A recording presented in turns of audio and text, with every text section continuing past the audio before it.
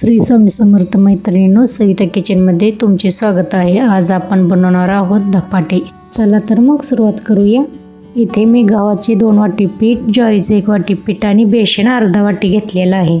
त्यामध्ये हळद, जिरे पावडर, लसूण कोथिंबीर पेस्ट, मिरच्याचा ठेचा, चवीपुरते मीठ, बारीक चिरलेली कोथिंबीर घातलेली आहे आणि थोडं पाणी घालून अशा प्रकारे पीठ मळून घेतलेले आहे।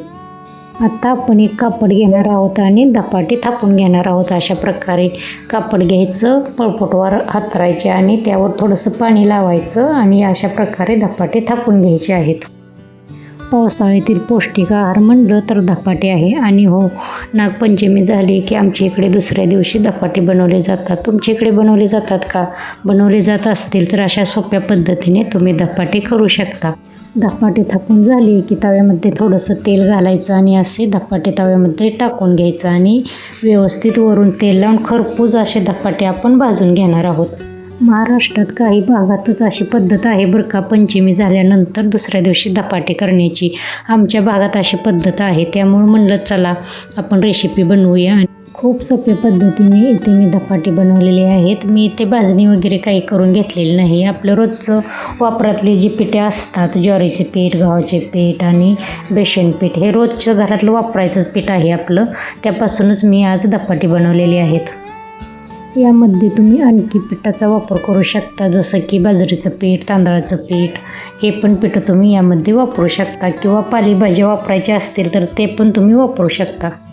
अशा प्रकारे सर्व धपाटे आपण करून घेणार आहोत आणि धपाट्याबरोबर खाण्यासाठी आपण वाटण डाळीचे पिठलं करणार आहोत। वाटण डाळीचे पिठले करण्यासाठी मी इथे हरभरा डाळ 2 तास भिजवून घेतलेली आहे। सर्व धपाटे बनवून झालेले आहेत। आता आपण पिठलं बनवायला घेऊया। भिजवून घेतलेली डाळ मिक्सरच्या भांड्यामध्ये घालून अशा प्रकारे बारीक करून घ्यायची आहे। आता कढईमध्ये तेल घालायचं आहे। फोडणीसाठी जिरे आणि कढीपत्ता घालायचा आहे। कांदा लगेच तळसून घ्यायचा आहे। त्यामध्ये व्यवस्थित कांदा तळसून झाला की लसूण कोथिंबीर पेस्ट घालायची आहे। हिरव्या मिरच्याचा ठेचा घालायचा आहे। जिरे पावडर, हळद, चवीपुरते मीठ, जाडसर शेंगदाण्याचे कूट आणि बारीक चिरून घेतलेली कोथिंबीर टाकायची आहे आणि व्यवस्थित असे परतून घ्यायचं आहे। बारीक केलेली डाळ आपण यामध्ये घालून घेत आहोत आणि व्यवस्थित असं मिक्स करून घ्यायचं आहे।